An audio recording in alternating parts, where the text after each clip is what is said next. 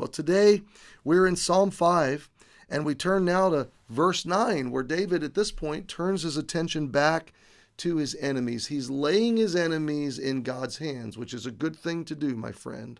God is the executor of all justice, okay? So when you have been handled unjustly and you have no real recourse, don't let it eat you apart.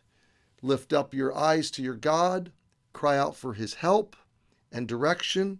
Verse 8, ask him to lead you in the right path because of your enemies.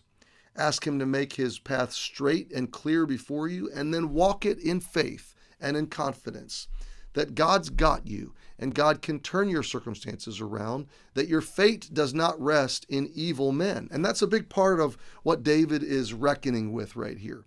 Your fate and my fate does not rest in the hands of politicians or in the hands of foreign governments or in the hands of local or civil authorities.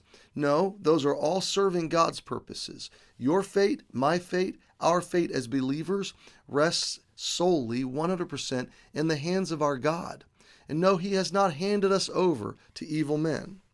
So David says in verse 9, there is no faithfulness, there's no truthfulness, there's no honesty in their mouths.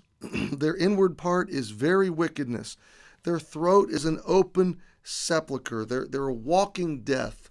Their words are death. This is a good profile of the kind of people to avoid in life, the kind of people to move away from, get away from, pull away from as quickly as possible, okay? They flatter with their tongue. Do you see verse 9 it's deception, it's verbal, it's game playing.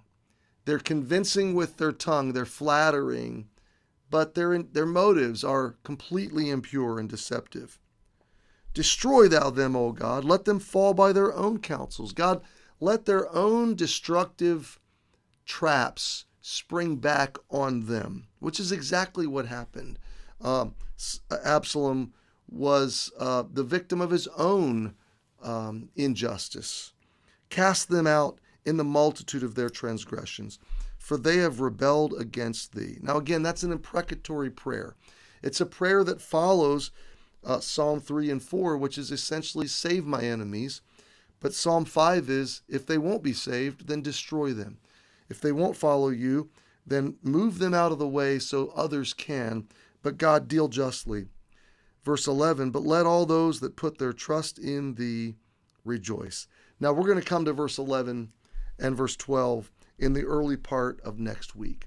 I want you for today to meditate and to consider this truth, okay?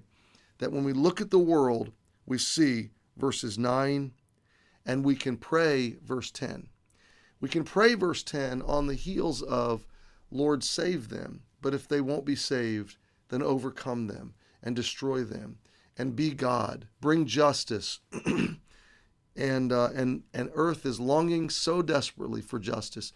Why hasn't God brought justice yet? Because he's long-suffering and merciful, and he's giving people the chance still to turn to him. He has a timeline.